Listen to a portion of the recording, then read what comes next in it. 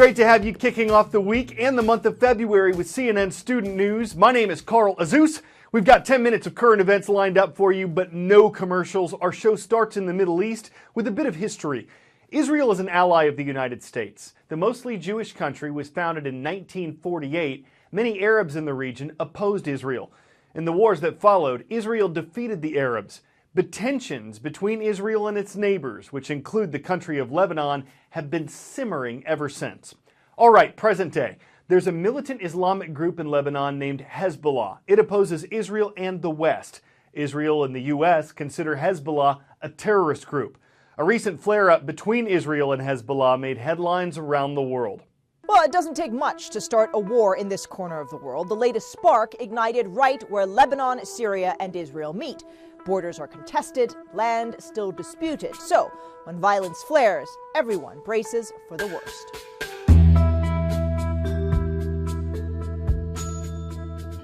This time, the Israeli military says Hezbollah launched 5 anti-tank missiles at an Israeli military convoy traveling in the disputed Sheba Farms area.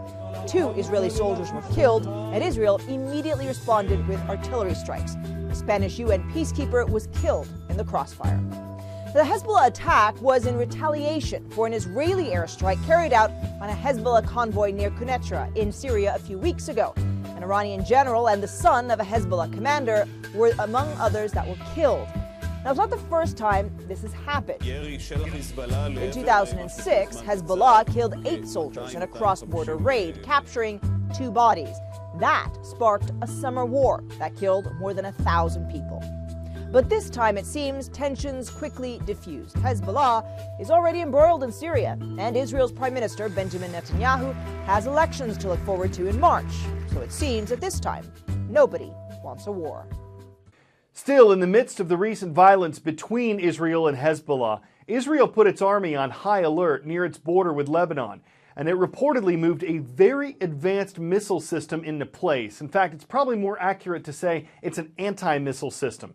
It's something that's seen a lot of use in a nation surrounded by groups that oppose it. Deployment of the Iron Dome missile system is usually a signal that Israel is getting ready for trouble. The Iron Dome has a very sophisticated radar system. When a rocket is launched into Israel, the radar tracks its trajectory, calculates an impact point, and launches a missile to shoot it down. The manufacturers of the Iron Dome system say it's the fastest and most reliable system of its kind and can launch a missile and shoot down a rocket within 15 seconds. And that allows Israelis to live a relatively normal life during a very volatile time. The Iron Dome was very useful in Operation Protective Edge. They say they struck down 90% of the more than 1,000 rockets that were launched from Gaza into Israel. The United States is the primary funder of the Israeli-made Iron Dome system, and it doesn't come cheap. Each interceptor missile costs at least $62,000, and each battery costs about $50,000. Together, the United States and Israel have spent over $1 billion on the system, deploying 10 Iron Dome batteries. But the architects of the system and the Israelis say the cost is well worth it when you consider what has been saved in terms of property damage, economic impact, and most importantly, lives. When those air sirens sound, indicating an incoming missile, by and large, Israelis are glad they have the Iron Dome to protect them.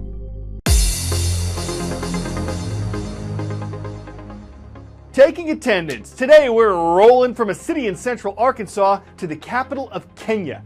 Hello, Searcy. In the natural state, or the land of opportunity, it's the Lions leading today at Searcy High School. On Lake St. Clair in southeast Michigan, we've got the Tars watching. Great to see you at Anchor Bay Middle School North. And in the Kenyan capital of Nairobi, we're happy to be part of your day. Shout out to all the students of West Nairobi School. California is seeing what officials consider a large outbreak of measles. The largest relative. When we produced the show, there'd been 91 confirmed cases statewide since the outbreak in December, but the U.S. averages 60 cases per year nationwide. Most of California's cases are linked to an outbreak at Disneyland. It's possible to get the disease even with the vaccination, though that's less likely. Measles aren't usually deadly, they are incredibly contagious.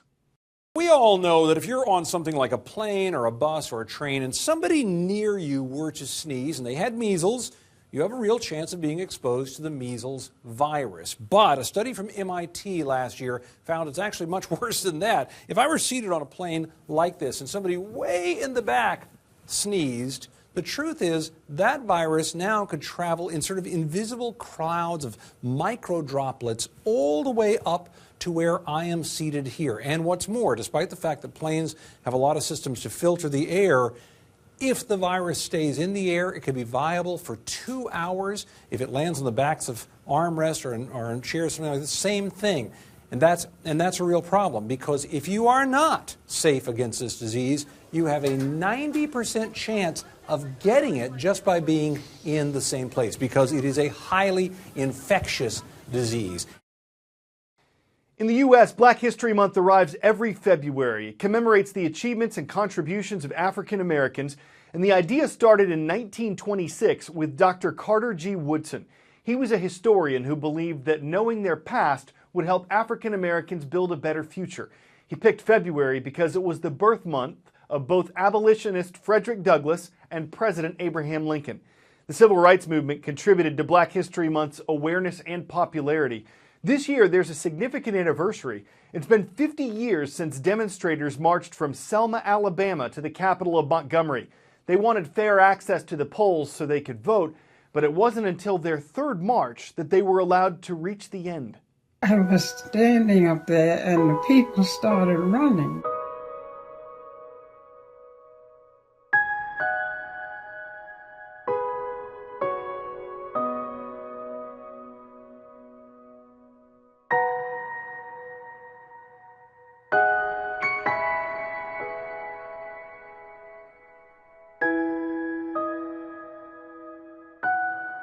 The black people were beaten, the dogs were hit, and I just turned around to see the folk and wondered why they were beating them so. And I just couldn't understand.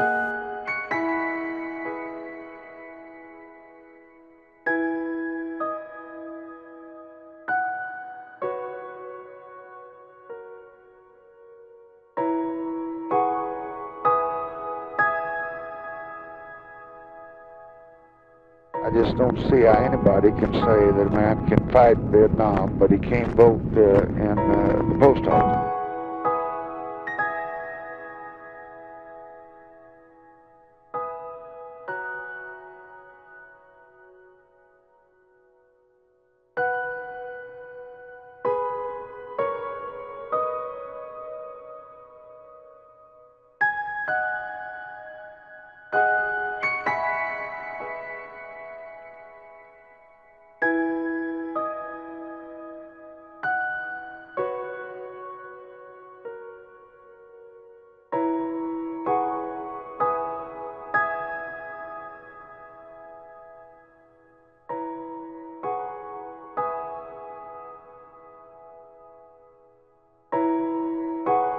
We are here and we are standing before the forces of power in the state of Alabama saying we ain't gonna let nobody turn us around.